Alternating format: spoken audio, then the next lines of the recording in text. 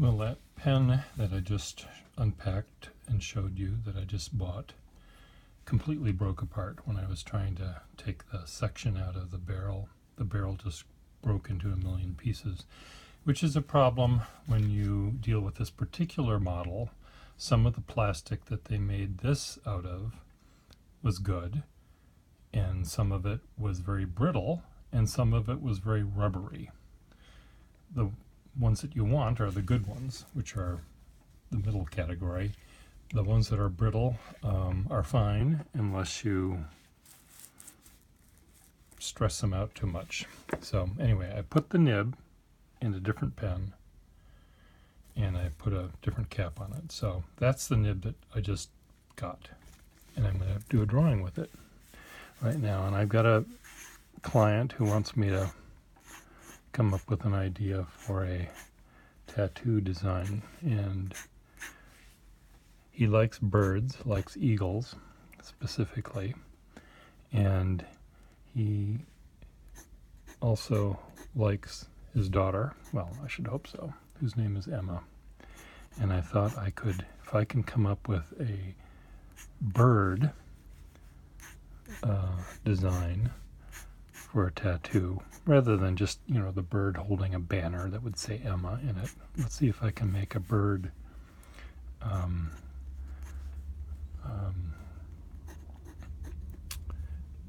out of the letters. Sorry, my mind is wandering as I'm trying to think. So here's the head of an eagle and the body of an eagle. The two M's are going to be the wings. So it's, and in my head, I've already figured out how that's going to work. So it's the head, the E, this is an E, to figure out how to make this maybe more obvious. And the A is going to be the tail, feathers and legs. So, and it's sort of this, what do you call it, Gothic-y lettering, which is always over the top. So, and Gothic letters have, points and dollops and all sorts of nonsense. So here's an A. You can see how that works as an A, right? And see, I'm just trying to make this appear somewhat like a body. And it'll work better, I think, when I throw the wings on it. So this pen, as you can see, writes thin lines, and also, if you press down, writes thick. I always hope that that's going to be the case with pens that I buy. I want them to have nice juicy nibs, but sometimes they don't, and I have to say, okay, do I really need a juicy nib all the time?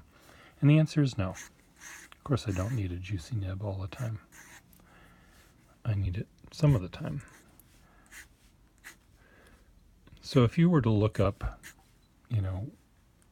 imperial eagles on heraldic imagery, you'll find things that look they're sort of in between a John J. Waterman drawing and roadkill. They're often flattened out and splayed exactly right, and all of their body parts are showing. They're not in perspective. There's no foreshortening. They're sort of laid out like they're roadkill. Foreshortening with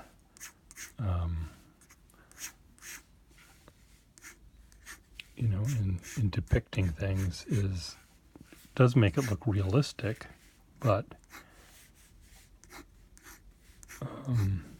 sometimes you want it more symbolic, I guess is the word.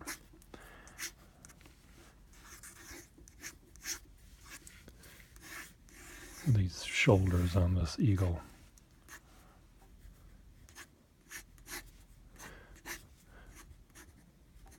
So, EMMA, Emma, as a bird. Now, bald eagles, I'm adding more dollops here.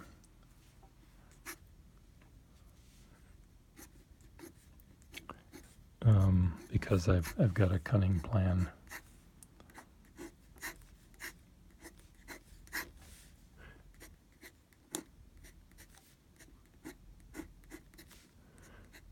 I am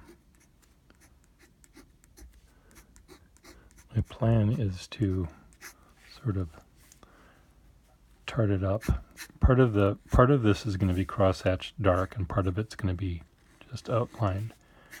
So the white part of a bald eagle is the head, and then the body of the is dark. So there are certain parts of this that will be cross-hatched,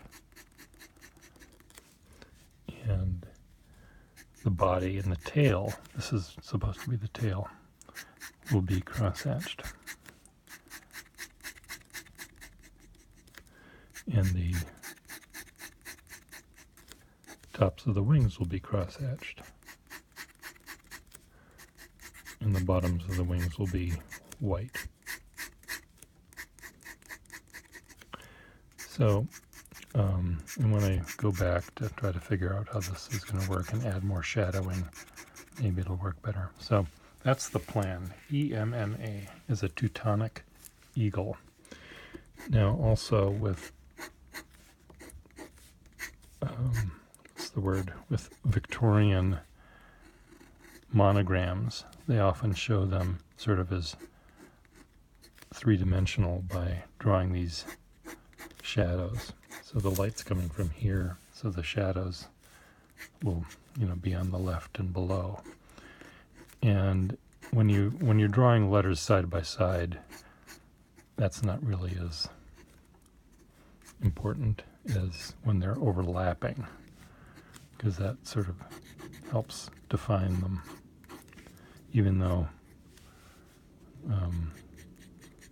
monograms are almost always roadkill. They're always flattened out letters. Even if they're shown three-dimensionally, they're not very three-dimensional. They're like jigsawed out of plywood and then pressed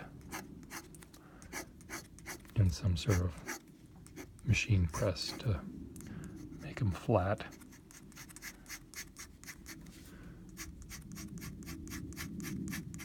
But they do overlap.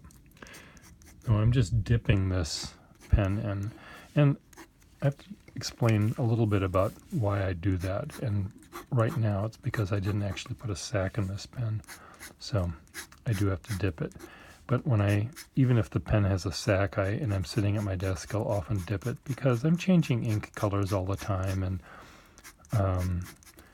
and it's just easier to wash off just the nib rather than have to empty the pen and flush it out, and because that takes a long time. It can take hours. So I can add more dollops here on this thing, add more little designs. So anyway, this is sort of what my eagle is going to look like. And I can add, pinstripes and make it fancier. The smaller the tattoo is going to be, the less detail I can sort of add into it, because the ink is all going to start spreading over time, and these little dots will merge together into one big blob. So I try to, when I design these things, to anticipate the future.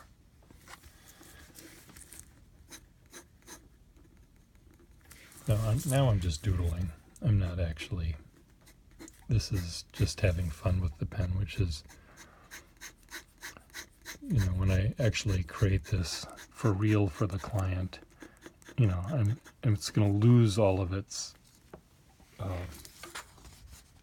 all of the really fine lines that you see there. They're all going to be erased, of course, and I'll probably have to build this in Adobe Illustrator. Evil.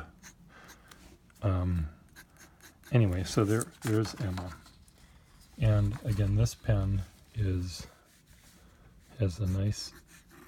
It's really sturdy. It's not a wet noodle at all. It's sort of a a nib that you really have to work at to get it to be a thick line. And sometimes that's really fun.